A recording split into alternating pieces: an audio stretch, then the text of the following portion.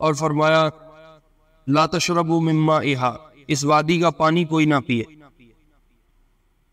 ولا تتوضؤوا منه للصلاة، اور اپنی نمازوں کا وضو بھی یہاں کے پانی سے نہیں کرنا، وما كان من عجين عجنتموه فاعنفوه الابل، اور جو تم نے اپنے لیے آٹا گوندا ہوا ہے یہاں کے پانی سے اگر گوند لیا کسی نے تو وہ اپنا آٹا اونٹوں کو کھلا دے، خود نہ کھائے۔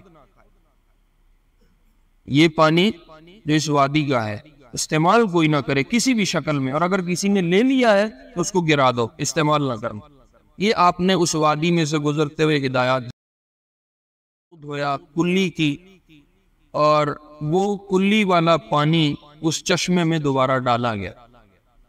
آپ کے اس ہاتھوں کی اور منہ کے دھونے کی برکت تھی، آپ کی کلی، آپ کے منہ کے لعاب کی برکت تھی، وہ چشمہ فوارہ بن گیا اور پورے زور سے بہنے لگ گیا۔ اس کا نام، وہ کہنے لگا باتیں کرتا ہے آسمانوں کی، خبریں دیتا ہے ہمیں آسمانوں کی اور جنتوں کی، اور اپنی اونٹنی کا پتہ نہیں وہ کہاں ہے۔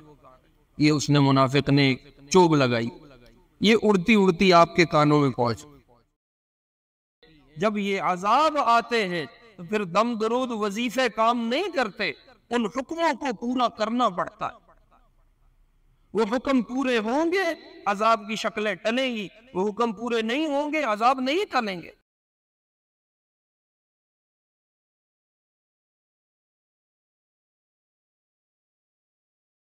صلى عليك الله صلواتا دائما، فالعز والفوز ليس إلا فيك۔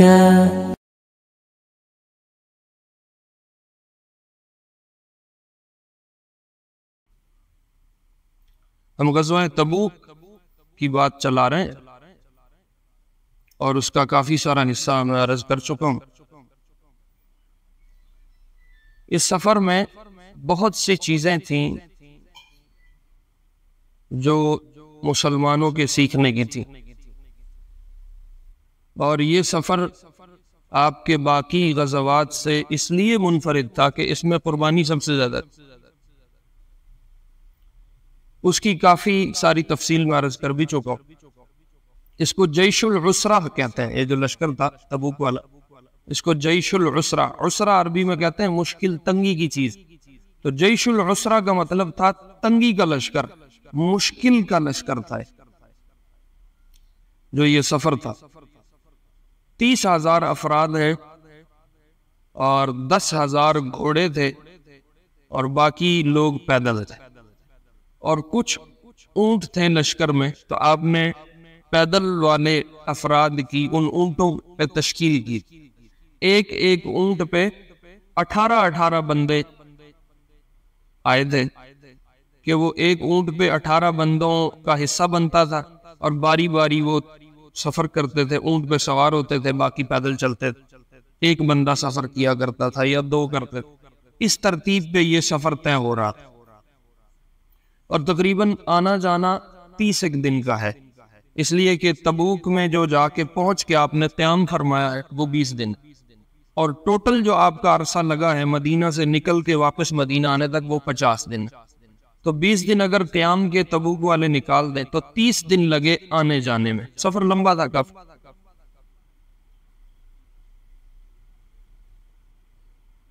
بیچ میں کھانے پینے کی یہ حالت ہو گئی تھی کہ پتے چابنے پڑ گئے، اور زیادہ پتے چبانے کی وجہ سے صحابہ کے ہونٹ زخمی بھی ہو گئے اور سوج گئے، اور ایک موقع ایسا آیا پیاس کا کہ صحابہ نے آ کے شکایت کی، یا رسول اللہ اب بس ہو گئی، اس سے آگے نہیں۔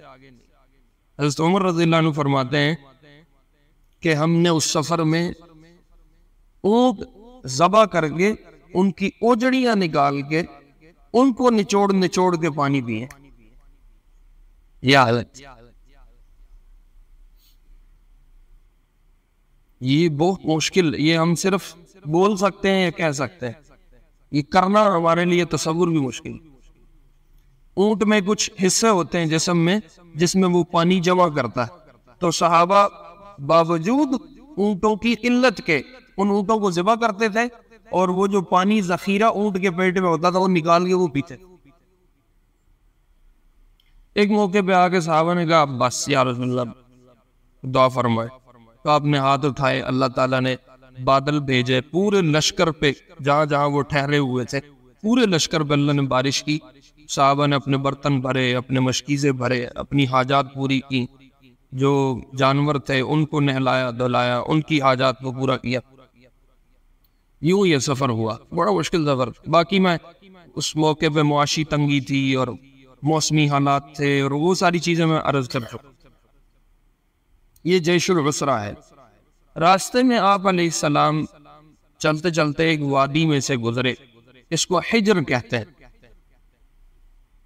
جب اس وادی میں آپ پہنچے تو آپ نے فرمایا اپنی سواریاں تیز کر لو, اور اپنے منہ پہ نقاب ڈال لیا اور کہا کوئی اس وادی سے نہ پانی پیے اور نہ یہاں ٹھہرے, جلدی جلدی بھگاتے ہوئے یہاں سے اپنی سواریوں کو نکلو, اور جب تک اس وادی میں سے گزرنا ہے روتے دھوتے ہوئے اللہ سے معافی مانگتے ہوئے گزرو. اس لیے کہ یہ وہ وادی ہے جس میں سمود علیہ السلام, قوم سمود پر صالح علیہ السلام کے زمانے میں عذاب آیا تھا اور انہوں نے بات نہیں مانی تھی, اونٹنی کو کے پاؤں کاٹ دیے تھے, اس کی وجہ سے عذاب نازل ہوا تھا اس قوم پہ. چونکہ یہ اس وادی میں عذاب آیا تھا اس لیے اس وادی میں اس عذاب کے اثرات تھے. تو آپ نے فرمایا جلدی جلدی یہاں سے نکلو, یہاں ٹھہرنا نہیں, اور اپنے منہ پہ بھی نقاب ڈال لیا اور فرمایا لا تشربوا من مائها, اس وادی کا پانی کوئی نہ پیے. ولا تتوضؤوا منه للصلاة, اور اپنی نمازوں کا وضو بھی یہاں کے پانی سے نہیں کرنا. وما كان من عجين عجنتموه فاعلفوه الابل, اور جو تم نے اپنے لیے آٹا گوندا ہوا ہے یہاں کے پانی سے اگر گوند لیا کسی نے تو وہ اپنا آٹا اونٹوں کو کھلا دے, خود نہ کھائے. یہ پانی جو اس وادی کا ہے استعمال کوئی نہ کرے کسی بھی شکل میں, اور اگر کسی نے لے لیا ہے تو اس کو گرا دو, استعمال نہ کرنا. یہ آپ نے اس وادی میں سے گزرتے ہوئے ہدایات جاری. اس کی وجہ علماء نے جو لکھی ہے نا, اصل میں وہ سمجھنے کی ہے. سیرت کو قصہ کہانی تو ہے نہیں ہے جو ہم سناتے جائیں, الف لیلہ کا باب ہے اور وہ کہانیوں پہ کہانیاں چلتی جائیں. اصل تو مقصود ہے جو امت کے لیے اسباق ہیں ان کو ذکر کیا جائے. علماء نے یہ لکھا ہے کہ وہ مقامات اور وہ جگہیں جہاں اللہ کی عبادت ہوتی ہے, اللہ کی اطاعت ہوتی ہے, اللہ کی فرما برداری ہوتی ہے, جہاں اعمال زندہ ہوتے ہیں, وہ جگہیں ایسی ہوتی ہیں کہ وہاں رہنا, وہاں ٹھہرنا, وہاں جانا باعث خیر ہوتا ہے, برکت ہوتی ہے, باعث نزول رحمت ہوتی ہے. اور ان جگہوں پہ رہنا عین قربت اور عبادت اللہ بنا دیتا ہے. مثال کے طور پہ مسجد حرام ہے, یہ مسجد نبوی ہے, یہ مسجد اقصیٰ ہے, یہ دنیا کی اور مساجد ہیں جہاں اللہ کی عبادت ہوتی ہو, اللہ کی اطاعت ہوتی ہو, فرما برداری کی صورتیں زندہ ہوں, اعمال زندہ ہوں, وہاں رہنا ٹھہرنا جانا اللہ عبادت بنا دیتا, عین قربت ہو جاتی, اور وہاں برکتیں نازل ہوتی ہیں, رحمتیں نازل ہوتی ہیں. اس کے برعکس وہ جگہ جہاں اللہ کی نافرمانی ہوئی اور جہاں بداعمالی کی صورتیں زندہ ہوئی اور جہاں اللہ کے حقوق سلب ہوئے, وہاں اللہ کا عذاب نازل ہوتا, وہاں اللہ کی طرف سے لعنتیں برستی, وہاں اللہ کی طرف سے نحوستیں برستی. تو جہاں برکت کا مقام تھا وہاں ٹھہرنے کا کہا, لیکن جہاں نحوست اور لعنت کا مقام تھا وہاں سے بھاگانے کو کہا, جلدی جلدی بھاگو, اپنے منہ پہ چادریں ڈال لو اور نکلو یہاں سے, یہاں نہیں ٹھہرنا کسی نے. مسجد حرام میں پانی تھا, کہا اس کو پیو, اس میں تمہارے لیے شفا ہے, زمزم کو شفا بنا دیا. ایک روایت میں زمزم لما شربا, زمزم کو جس نیت سے پیو گے اللہ تمہاری وہ نیت پوری کر دے. ایسی زبردست چیز بنا دی کہ اس میں اللہ کی ان رحمتوں کا اثر موجود ہے جو رحمتیں اس مقام پہ نازل ہوتی. زمزم پیو, روحانی بیماریوں کی شفا بنے, اندر کی بیماریوں کو دھونے کا سبب بنے گا. پیو اس کو جتنا چاہتے ہوئے. عجیب بات ہے, آپ نے زمزم پیتے ہوئے وسعت رزق کی دعا کی ہے,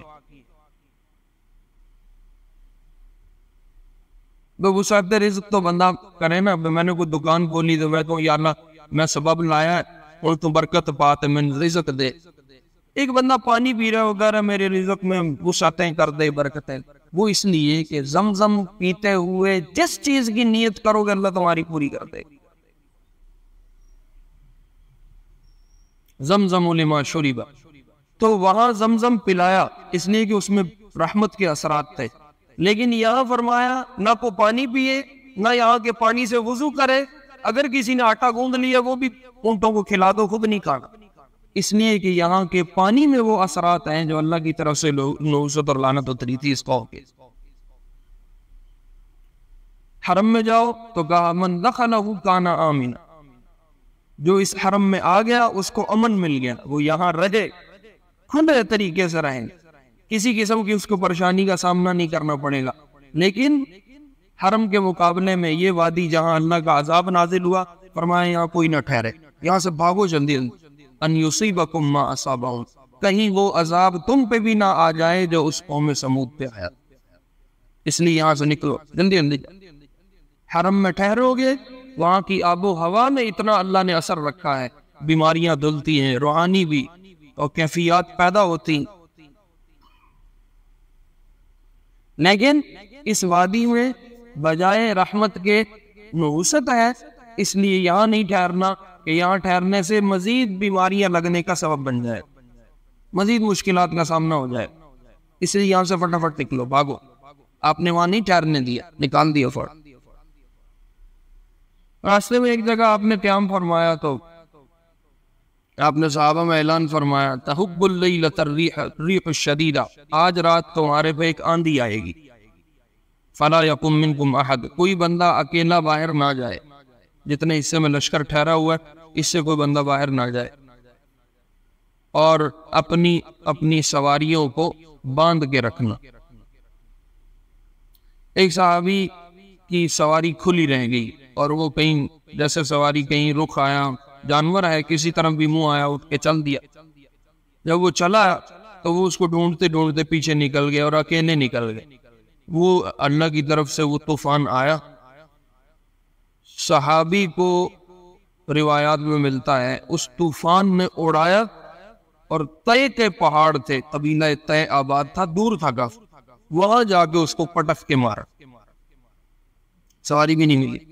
پھر وہ کہیں بھٹکتے دھکے کھاتے ان دنوں واپس مدینہ پہنچے جب آپ تبوک سے واپس آ رہے. تو جب اجتماعی صورت ہو تو اجتماعی لوگوں میں جڑ کے رہنا یہ فائدے کی چیز ہے. اکیلے ہو کے چلنا, سائیڈ پہ ہو کے رہنا, یہ بعض دفعہ نقصان کا باعث ہو جائے. اس لیے آپ نے فرمایا بھائی کوئی بندہ باہر نہ جائے, اگر کوئی جائے تو کسی کو ساتھ لے کے. پھر آپ جب تبوک کے قریب پہنچے تو ایک دن پہلے آپ نے مجمع کو جمع کیا اور کچھ ہدایات دی کہ کل ہم فلاں وقت میں, دوپہر کا وقت بتایا کہ جب پوری طرح روشنی ہوگی دن چڑھ جائے گا, اس وقت میں ہم تبوک کے چشمے پہ پہنچیں گے. تبوک پہ ایک چشمہ بنا ہوا ہے, وہاں ہم پہنچیں گے. تو جب ہم وہاں پہنچے کوئی تم میں سے وہاں پانی نہ پیے جب تک کہ میں نہ آ جاؤں. تو اگلے دن جب اس وقت میں آپ پہنچے تو چشمے پہ میں سے قطرہ قطرہ نکل رہا تھا پانی, قطرہ قطرہ بہ رہا ہے. تو ایک برتن میں مشکل سے اس کو جمع کیا گیا, وہ تھوڑا سا پانی بنا. آپ نے اس سے اپنے ہاتھ دھوئے, اپنا منہ دھویا, کلی کی, اور وہ کلی والا پانی اس چشمے میں دوبارہ ڈالا گیا. آپ کے اس ہاتھوں کی اور منہ کے دھونے کی برکت تھی, آپ کی کلی, آپ کے منہ کے لعاب کی برکت تھی, وہ چشمہ فوارہ بن گیا اور پورے زور سے بہنے لگ گیا. تو آپ نے حضرت معاذ پاس کھڑے تھے, آپ نے فرمایا یا معاذ ان طالت بک الحیات یوشک ان ترى قد ملئ جنانا. معاذ اگر تیری زندگی ہوئی تو تو دیکھے گا کہ اس چشمے سے اللہ یہاں باغات اگا دیں اور یہاں سبزہ پیدا ہو. اور اب واقعی اب دور سے بھی اب جاؤ نا, ہمارے کو ساتھی ہیں وہ ہو کے آئے, وہ کہہ رہے دور سے اس چشمے کی آواز آتی, اتنی زور سے اس وقت سے بہ رہا ہے, آپ کی لعاب کی برکت سے, آپ کی اس کلی کی برکت سے. یہ ہوا. پھر آپ وہاں تبوک میں 20 دن ٹھہرے اور آپ نے وہاں ٹھہر کے دشمن کا انتظار کیا. وہ بالکل حدود تھی، اس سے آگے روم کا علاقہ شروع ہو رہا تھا، سلطنت روم. وہاں ٹھہر کے آپ نے انتظار کیا، کوئی بھی مقابلے پہ نہیں آیا، وہ سب تتر بتر ہو گئے. انہوں نے کہا یہی بڑی بات ہے، یہ اتنا بڑا لشکر لے کے یہاں پہنچ کیسے گیا؟ بھاگ گیا سارے. کچھ سردار جو قریب قبیلوں میں آباد تھے وہ آئے، انہوں نے آ کے حضور سے ملاقات کی. آپ علیہ السلام نے ان کے ساتھ معاہدے کیے، کچھ جزیہ مزیہ طے کیا، ٹیکس طے کیے کہ تم دو گے اگر تم نے عرب میں رہنا ہے، ورنہ عرب سے نکلو اور روم میں چلے جاؤ. یہاں ٹھہرنا ہے تو تمہیں دینا پڑے گا. تو پھر ان سے ٹیکس وصولی کی ترتیب بنائی. اس طرح وہاں آپ نے 20 دن قیام فرمایا. خالد بن ولید رضی اللہ عنہ کو ایک نستہ دے کے 450 کے قریب افراد تھے، آپ نے روانہ فرمایا ایک دوسرے قبیلے کی طرف. وہاں روم کا ایک گورنر تھا، شاہ روم کا، عقیدر اس کا نام تھا. آپ نے فرمایا اس کے پاس جاؤ اور اس کو قتل نہ کرنا، گرفتار کر کے میرے پاس لے آؤ، لیکن اگر وہ تمہیں تنگ کرے نہ آئے تو پھر اس کو مار دینا. تو خالد بن ولید رضی اللہ عنہ 450 افراد کے ساتھ عقیدر کی طرف گئے اور آپ نے جاتے ہوئے ان کو بتایا کہ جب تم وہاں پہنچو گے تو وہ گائے کا شکار کر رہا ہوگا. جب تم پہنچو گے تو وہ گائے کا شکار کر رہا ہوگا، اس لیے جو تمہیں گائے کا شکار کرتے ہوئے بندہ نظر آئے اس کو پکڑنا ہے اور نہ کسی کو پکڑ. اللہ کی شان، حضرت خالد رضی اللہ عنہ جب وہاں پہنچے، قلعے کے دروازے وہ جو ان کا اس کی جو رہائش تھی، حویلی تھی یا قلعہ تھا، وہاں پہنچے تو وہ دروازہ بند تھا اور عقیدر اوپر اپنی بیگم کے ساتھ بیٹھا باہر نظارے کر رہا تھا، چھت پہ بیٹھا. اسے دیکھا عربوں کا ایک لشکر آیا ہے، دیکھا پتہ نہیں کون ہوں گے، نیچے خود ہی لوگ ان کو دیکھ لیں گے، پوچھ لیں گے، بتا لیں گے. وہ نیچے نہیں اترا. خالد رضی اللہ عنہ کہتے ہیں جب ہم پہنچ رہے تھے قلعے پہ، ایک جنگلی گائے آئی اور اس نے آ کے قلعے کے دروازے کو ٹکر مارنا شروع کی. تو عقیدر اس گائے کے پیچھے اپنی چھت سے نیچے اترا کہ یہ جنگلی گائے ہے، اس کو شکار کرتا ہوں، اس کا گوشت کھاؤں. جب عقیدر نیچے آیا یہ گائے چل پڑی تو یہ اس کے پیچھے نکلا. حضرت خالد رضی اللہ عنہ کچھ سوار لے کے اس کے پیچھے نکلے اور پیچھے جاتے جاتے ان کو پکڑ لیا. اس کے بھائی نے لڑائی کی تو حضرت خالد نے اس کو قتل کر دیا. عقیدر کو مارنے لگے تو اس نے کہا مجھے مارو نہ، میرے ساتھ صلح کرو. حضرت خالد نے کہا ہم صلح نہیں کریں گے، ہم تجھے لے کے جائیں گے. ہم پیچھے سے آرڈر لے کے آئے تو عقیدر کو گرفتار کر کے لے آئے. آپ علیہ السلام نے اس سے کچھ معاہدہ کیا. وہ پتہ نہیں 4000 بکریاں اور 2000 اونٹ اور پتہ نہیں کتنا سارا اس نے سامان دیا، اسلحہ بہت سارا دیا، پیسے بہت سارے دیے، اور آپ سے صلح کر کے آپ سے معاہدہ لکھ کے کہ بھئی میں آپ کا تابع، آپ کا مطاعت ہو کے رہوں گا، واپس چلا گیا. اچھا، اسی سفر کا ایک قصہ ہے کہ ایک وادی میں آپ کی اونٹنی گم ہو گئی تو صحابہ پریشان ہو گئے کہ اونٹنی کدھر گئی؟ حضور کی اونٹنی تھی. کافی تلاش کی لیکن وہ اونٹنی نہیں ملی. تو ایک منافق بیچ میں، عمارہ اس کا نام، وہ کہنے لگا باتیں کرتا ہے آسمانوں کی، خبریں دیتا ہے ہمیں آسمانوں کی اور جنتوں کی، اور اپنی اونٹنی کا پتہ نہیں وہ کہاں ہے. یہ اس نے منافق نے ایک چوب لگائی، یہ اڑتی اڑتی آپ کے کانوں میں پہنچ. تو آپ علیہ السلام نے ارشاد فرمایا واللہ ما اعلم شیئا الا ما علمنی ربی واللہ علمنی انہ فی واد. اللہ کے بندو، میں خود سے کچھ بھی نہیں جانتا، مجھے اللہ بتاتے ہیں تو پتہ چلتا ہے. اور ابھی مجھے اللہ نے بتایا ہے کہ میری وہ اونٹنی پیچھے فلاں وادی میں رہ گئی ہے، اس کی لگام یا مہار کسی درخت میں اٹک گئی تھی، وہ وہاں پھنسی کھڑی ہے، اس کو جا کے چھڑا کے لے آؤ. تو صحابہ وہاں گئے تو وہ اونٹنی وہیں ملی، اس کو چھڑا کے صحابہ اس کی مہار نکال کے، درختوں میں وہ جھاڑیوں میں پھنس گئی تھی، اس کو وہاں سے چھڑا کے لے آئے. تو اسی سفر میں بہت ساری ایسی آپ کو صورتیں نظر آئیں کہ آپ نے پہلے بتا دیا کل ایسے ہوگا، فلاں مقام پہ یہ ہوگا. خالد کو کہا جب تم عقیدر سے ملو گے وہ شکار کر رہا ہوگا، اور ویسے ویسے ہوتا رہا. اور یہ قصہ بھی ہوا کہ اونٹنی آپ کو ملی نہیں، نظر نہیں آئی، آپ پریشان ہو گئے، صحابہ ڈھونڈتے رہے، پھر اللہ نے بتایا تو آپ کو پتہ چل گیا. تو اس لیے یہ بات کہنا کہ نبی سارے ہی غیب جانتے ہیں جیسے اللہ جانتے ہیں، تو یہ جہالت کی بات ہے۔ سارا غیب نہیں جانتے، اللہ جتنی بات بتاتے ہیں وہ نبی جانتا ہے۔ نبی کا کام ہی خبر دینا ہے، خبر جیسی بتائی جائے گی وہ نبی آگے پہنچائے علیہ السلام۔ بہرحال یہ ایک بیچ میں بات تھی جس کو میں نے ذکر کر دیا۔ یہ بات ساری ہوئی ہے تبوک کی رجب کے مہینے میں، 20 دن آپ وہاں ٹھہرے، پھر آپ واپس مدینہ تشریف لے آئے، اور یہاں پہنچ کے پھر آپ یہ شعبان اور رمضان کے کچھ دن بنتے ہیں جب آپ کی واپسی ہوئی۔ پھر آپ نے قیام فرمایا۔ ذوالقعدہ کے مہینے میں آپ نے حضرت ابوبکر رضی اللہ عنہ کو 350 افراد کے ساتھ حج کے لیے روانہ فرمایا، چونکہ 8 ہجری میں مکہ فتح ہو چکا اور یہ تبوک والا سال 9 ہجری، تو آپ نے حج کروایا۔ خود حج نہیں کیا۔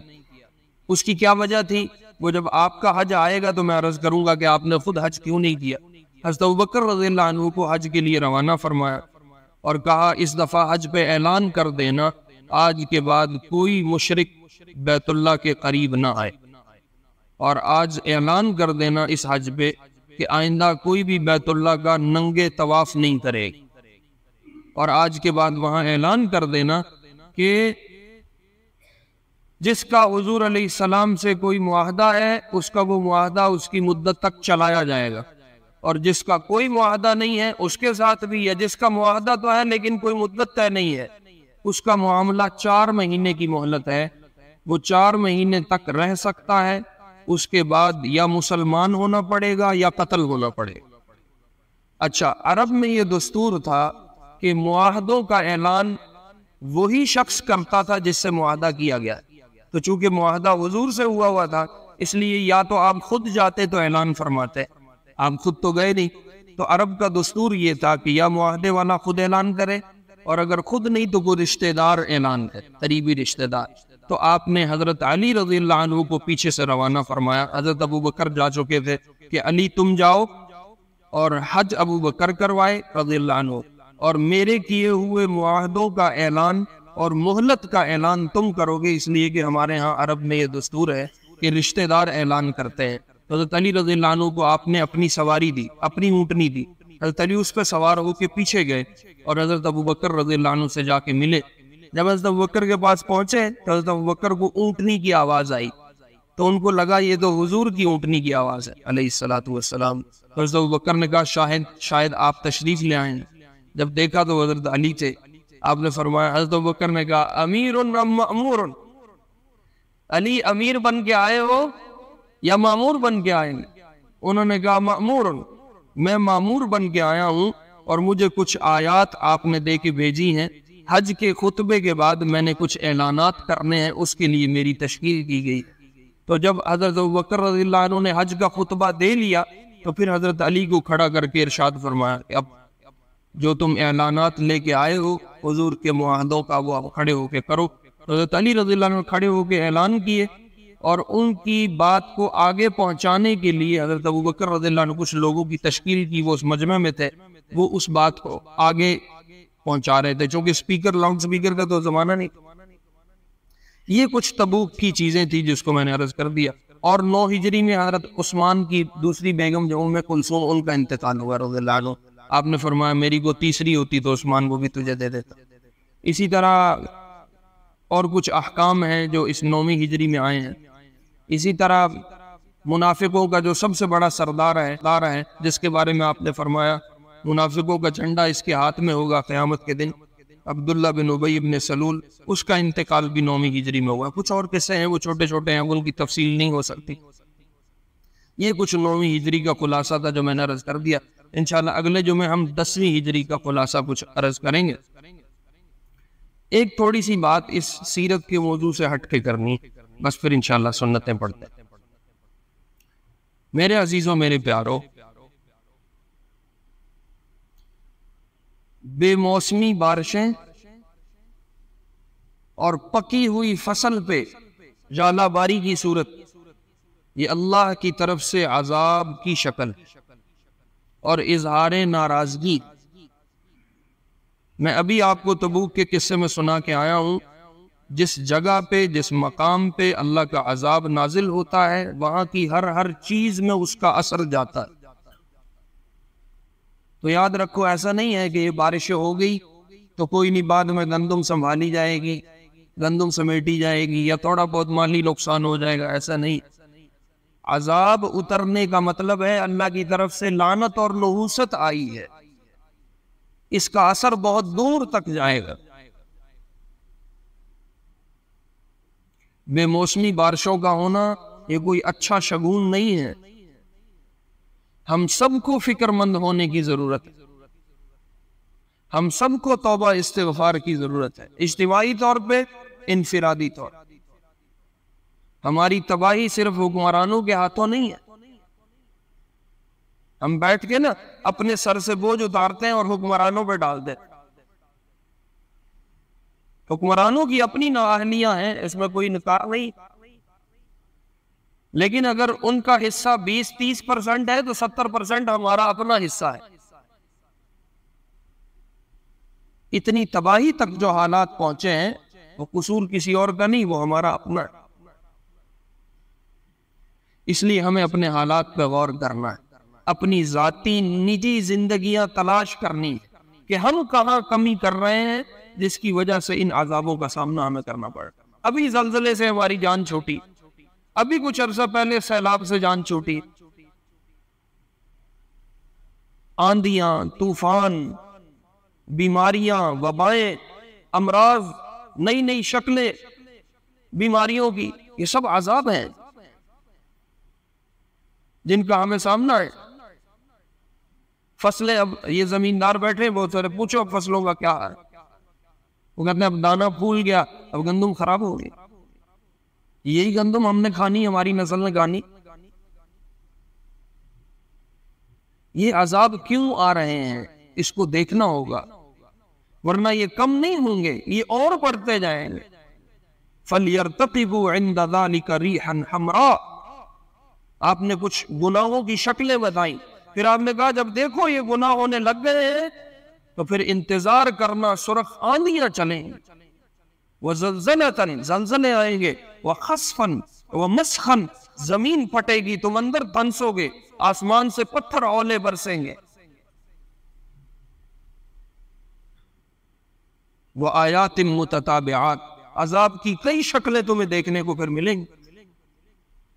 كَنِظَامٍ بَالٍ قُطِعَ سِلْكُهُ فَتَتَابَعَ، جیسے تسبیح کا دانہ ٹوٹا، ہار کا دھاگا ٹوٹا اور دانے دھڑام دھڑام دھڑام گرنا شروع ہوئے، کہا جب تم ان گناہوں کی شکلوں کو دیکھ لو تو پھر انتظار کرنا عذاب بھی تم پہ ان دانوں کی طرح ٹوٹ کے آئے۔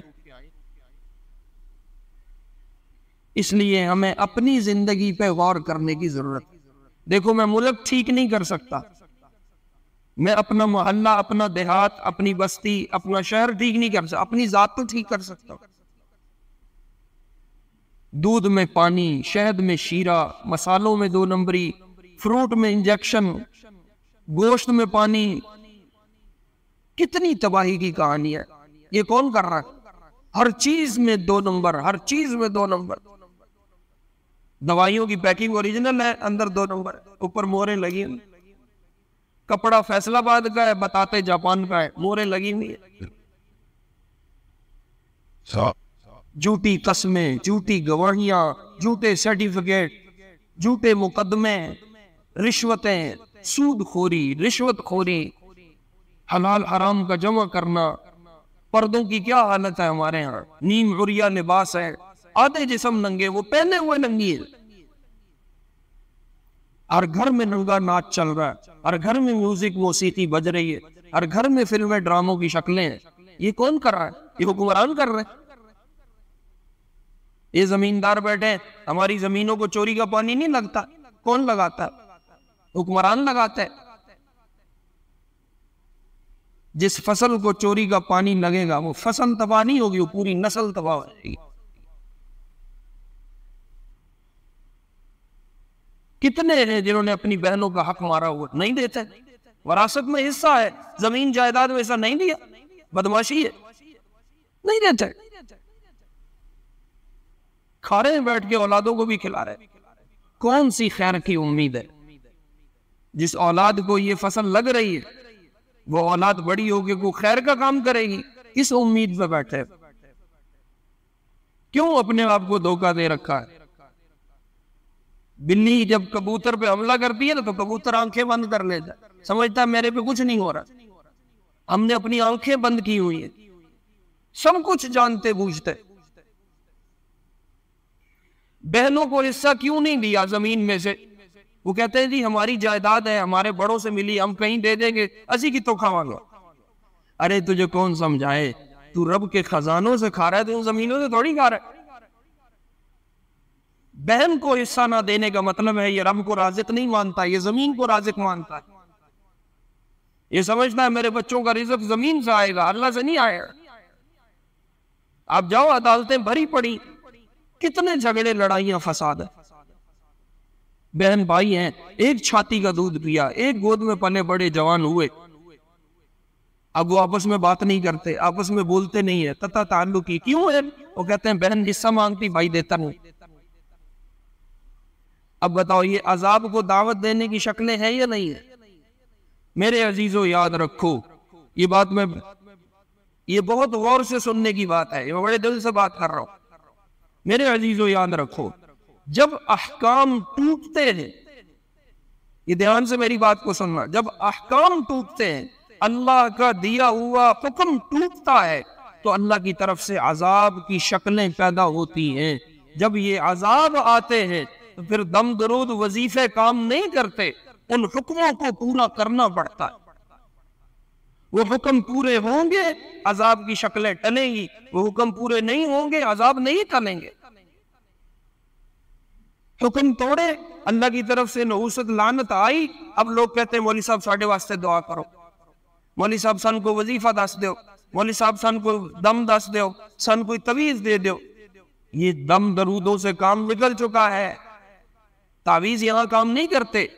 تعویذ دم درود تو ان لوگوں کے لیے ہے جن کی زندگی طاعت پہ گزر رہی ہے، پھر اللہ کی طرف سے کوئی آزمائش کو مسئلہ آ گیا، کسی پریشانی کا سامنا ہو گیا تو چلو وہاں کچھ علاج معالجے کی صورت بن جائے۔ فرض نماز کوئی نہیں، فرض روزہ کوئی نہیں۔ اب عشر کا زمانہ ہے، فصل کٹ رہی، فصل تیار ہے، اللہ نے کہا عشر نکالو فصلوں کا، دیکھ رہو کتنے عشر دیتے۔ زکوٰۃ کوئی نہیں، سال ہا سال سے حج فرض ہے، حج کوئی نہیں، اکاؤنٹ بھرے پڑے ہو، بیلنس بھرے ہوئے، بدماشی ہے، ایسا ہے تو ہمیں کس نے پوچھنا؟ اور حالات کا ہم سب سامنا کر رہے ہیں، یہ ہم سب کے سر کی درد ہے، اس میں ہمارا کوئی مسلک فرقہ نہیں ہے، رشوت خوری میں ساڈا کوئی مسلک نہیں، دو نمبری ساڈا کوئی مسلک نہیں، اسی سارے ایک کو فرقے دیں۔ جب بات آئی نماز کی، جب بات آئی تو مسلک نکال لیے، اب یہ فرقے ہیں، اب یہ مسلک ہیں، ساڈی اس مگر نہیں ہوندی، ساڈی اس مگر نہیں ہوندی، اس مسیتی نہیں ہوندی، اس مسیتی نہیں ہوندی، بے تیری جتھے ہوندی جا کے پڑھنا، خدا دا نہ ہی نماز تے پڑھ، زکوٰۃ تے دے، روزہ تو پورا کر۔ کوئی قرآن کی تلاوت نہیں، کوئی تسبیح درود استغفار نہیں، دو مہینے، تین مہینے، ہفتہ گزر گیا، اپنے معمولات دیکھو، روزانہ کی روٹین ہماری کیا ہے؟ ہم کب بیٹھ کے تسلی سے اللہ کے نبی علیہ السلام پہ درود پڑھتے ہیں؟ کس وقت بیٹھ کے تسلی سے اپنی گناہوں پہ استغفار کرتے ہیں؟ اپنی روٹین چیک کریں ذرا 24 گھنٹے، کتنی قرآن کی تلاوت میری زندگی میں موجود ہے، میرے بچے کتنی نماز پڑھ رہے ہیں، میری گھر والی کتنی قرآن کی تلاوت کرتی ہے، گھروں میں اعمال زندہ ہے یا نہ بدعمالی کی صورتحال ہے؟ یہ ہم سب کو دیکھنے کی ضرورت ہے۔ صرف بیٹھ کے حکمرانوں کو دوش دے دینا، یہ برا ہے وہ برا ہے، بھئی حکمران برے ہیں، اس سے انکار نہیں ہے، میں کو ان کی صفائی نہیں دے رہا، ہم نے شروع سے حکمرانی کروائی کہاں ہے؟ ہم نے تو خاندان پالے، ہماری سیاست خاندان پال رہی ہے، ہم حکومت نہیں چلواتے، ہم خاندان چلا رہے ہیں۔ وہ ایک الگ رونا ہے، ایک الگ بحث اور ڈیبیٹ ہے، اس کو یہاں کرنے کا موقع نہیں ہے، منبر رسول ہے۔ لیکن میں کیا کر رہا ہوں اس کا جائزہ لینے کی ضرورت ہے، ورنہ یوں ہی صبح ہو جائے، شام ہو جائے، دن ہو گیا، رات ہو گئی، رمضان آ گیا چلا گیا، پھر بقرہ عید آ گئی چلی جائے گی، اور شعبان آ گیا چلا گیا، رجب آیا چلا گیا، زندگی گزر رہی ہے، وہی دو نمبری، وہی دھوکے، فریب، فراڈ، دو نمبریاں، جھوٹی قسمیں، جھوٹے مقدمے، جھوٹے دعوے، حق مارنا، لوگوں کے حق کھانا، 2 نمبر کو 1 نمبر بتا کے بیچنا، اس پہ پیسے لینا، یہ سب کیا ہے؟ یہ ہم سب کر رہے ہیں، اور یہ سب عذاب کو دعوت دینے کی شکلیں جو اس وقت ہو رہا ہے۔ اس لیے موسم اچھا ہوا، بارش ہوئی، اولے شولے پڑے اور کہانی گول ہوگی، ایسے نہیں ہے، ہمیں تھوڑا ہل جل کرنی پڑے گی۔ اس لیے اصل مقصود یہ ہے کہ ہم سب توبہ استغفار کریں، رجوع اللہ کریں۔ جن کی فصلوں کا عشر تیار ہے اپنا عشر ادا کرو، جن کی زکاتیں تیار ہے اپنے زکاتیں ادا کرو، 5 وقت کی فرض نماز کو پورا کرو، حلال کماؤ، پیٹ میں حلال ڈالو، کو ذکر، توبہ، درود، استغفار کی طرف توجہ کرو، اللہ کی طرف رجوع کرو۔ یہ وہ چیزیں ہیں جن سے اللہ کی طرف سے رحمتیں، برکتیں نازل ہوتی ہیں، پھر نسلوں میں بٹتی ہیں، پھر لوگوں کے دل اچھے ہوتے ہیں، پھر لوگوں کی طبیعتیں اچھی ہوتی ہیں، پھر حالات اچھے ہوتے ہیں، پھر ماحول اچھا ہوتا ہے، پھر زندگی کا مزہ۔ یہ کچھ خلاصہ تھا جو عرض کرنا تھا۔ اللہ رب العزت کہے سنے پہ عمل کی توفیق نصیب فرمائے۔ سنت عمل